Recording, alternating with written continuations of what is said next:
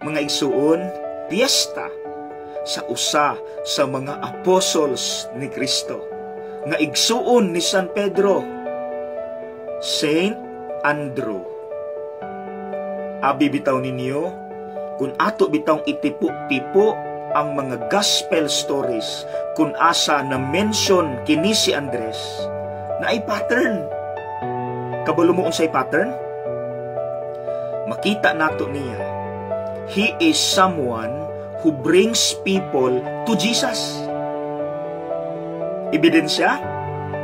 Number 1, na ay usa ka gospel story nga kini si Andres maudi ay ga-introduce sa iyang igsuon nga si Pedro ngadto kang Hesus.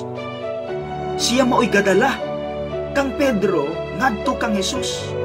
And look at Saint Peter now, the first among the apostles, the one entrusted by the Lord sa mga Yahweh dito sa langit.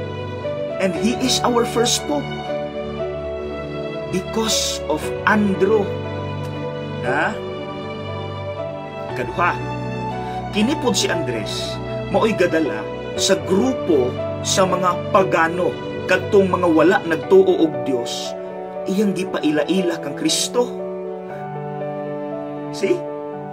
Ug ikatulo, kini si Andres ang gadala sa bata kay hinumdumo katong gadala og isda ug pan dayon napakaon ni Kristo ang 5,000 ka tawo.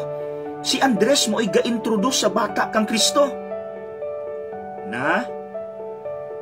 Pero mga igsuon, dili ikalimod, dili sayon mudala og tawo ngadto sa Dios.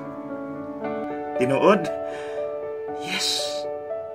It needs dako kaayo nga pasensya, pailob. Kay nga naman, ingnon nimo siya. Pagbag-o na ba? Tubagon ra ka, dili ko, salamat, thank you. Undangin na ba? Kuyog na kog simba, ali, kuyog ta. Dili ko. It needs patience. Pero ato ng trabaho, it's our responsibility.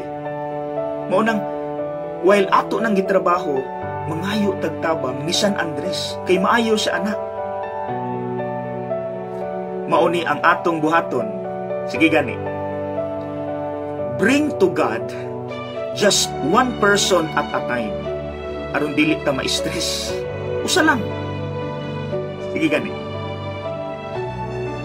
Bring to God just one person at a time. Whether stranger ba na siya, wala ka kaila, or imuha ba kahang friend, or miyembro ra sa imong pamilya, nagahi kayo o nalayo na sa Dios, or silingan ba kaha, or office mate nimo, or kauban sa trabaho, or classmate ba kaha. Sige gani, one person at a time lang, bring him or her to God. Ug akong tapuson pinaagi sa usa ka panultihon.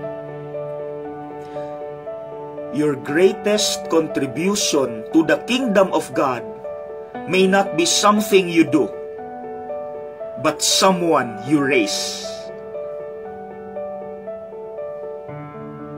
Okay?